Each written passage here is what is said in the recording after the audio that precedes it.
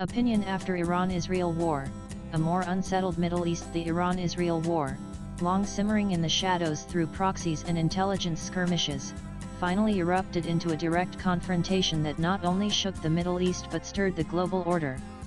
But when the smoke cleared and ceasefires took fragile shape, one was left asking who really won, and who truly lost, or was there a victor at all? To examine this conflict in isolation is to miss its complex genealogy. The war did not begin in April 2025 or December 2024 when the first missiles were openly exchanged. It began decades ago, seated in ideological conflict, regional ambition, historical grievance, and strategic calculation. Iran, with its consistent commitment to anti-Zionism, and Israel, with its existential anxiety and security doctrine of preemption, have long danced a deadly duet, each enabling the other's paranoia. But it was American withdrawal from regional stewardship and the collapse of the two-state illusion in Palestine that provided the vacuum into which this war was sucked. What we witnessed was not merely a regional war. It was a hybrid conflict, a mosaic of direct missile exchanges, cyber attacks, targeted assassinations, and proxy engagements in Syria, Lebanon, and even the Red Sea. Iran mobilized its axis of resistance: Hezbollah in Lebanon, the Houthis in Yemen, and militias in Iraq and Syria. Israel, technologically superior, retaliated with brutal precision. Cities in both nations bled. Tel Aviv's Iron Dome held, but not always. Tehran saw unprecedented cyber blackouts. Lebanon was devastated again. Hundreds died, thousands were displaced, and the economy of the region, already tottering, collapsed further. Oil prices soared, and global supply chains convulsed. For Iran, the war was both a demonstration of capability and a revelation of vulnerability. The Islamic Republic showcased a remarkable ability to coordinate its proxies.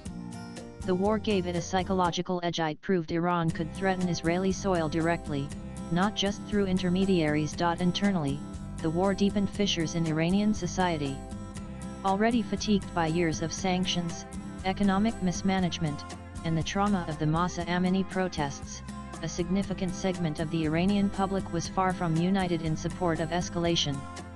Still, the regime's narrative of resistance resonated with many, and illusions of regime change in Iran were reminiscent of past Western imperialism, apart from being premature and misjudged. Israel, for its part, won tactically perhaps, but reinforced its dubious image as the bully of the Middle East.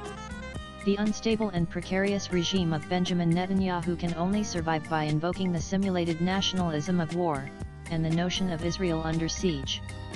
However, it did demonstrate, backed by the fulsome supply of American weapons, its military and intelligence superiority. Iranian weapons convoys were obliterated. Key militia commanders were assassinated. Tel Aviv showed it could strike at the heart of Iranian infrastructure. But the strategic victory is less clear. For a nation that prides itself on deterrence, Israel failed to deter. Iran did retaliate. Its missiles did land. Its proxies did act. And perhaps most significantly, there is no clarity about whether its uranium enrichment program has suffered fatal damage. Israel's domestic unity frayed.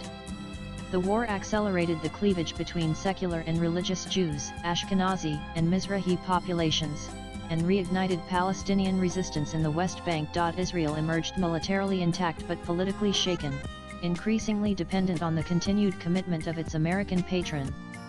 Its image as a democratic fortress amid authoritarian neighbors grew threadbare under the scrutiny of wartime censorship and aggressive counterinsurgency. And what of America? Perhaps there is a diabolical method in the apparent madness of Donald Trump.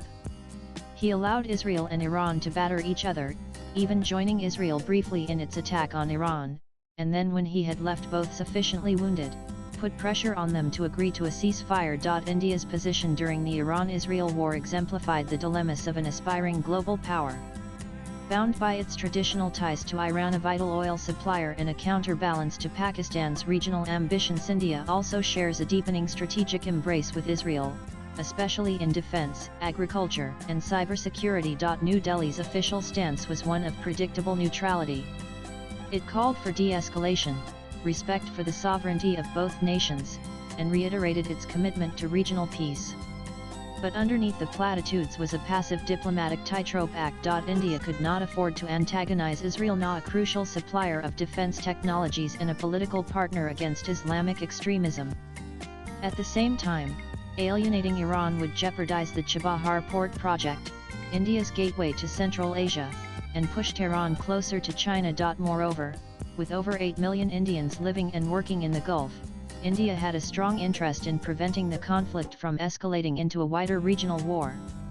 Its evacuation operations were efficient, but it was clear that India still lacks the heft to shape outcomes in West Asia. It is a stakeholder, yes, but not yet a shaper. Perhaps the most haunting truth is that no one won. Iran bled, Israel endured, America equivocated, and India chose to remain a bystander. The people, civilians in Tehran, Tel Aviv, Beirut, Sana'a were the true losers. Victory was claimed on all sides, but it was a hollow, rhetorical one. The war did not redraw borders. It did not resolve grievances. It merely exposed the unsustainable status quo. Swipe left for next video. In the war's aftermath, the Middle East is more fragmented, its future more precarious. The specter of nuclear escalation, unthinkable until recently, now hovers ominously over future skirmishes. The real challenge lies ahead in the building of a new regional architecture that transcends sectarianism, balances power, and invests in peace. India, with its historic civilizational ties to West Asia and its growing economic and diplomatic capital, must strive to be more than a fence-sitter. The writer is a former diplomat, an author, and a politician. Views expressed in the above piece are personal and solely those of the author.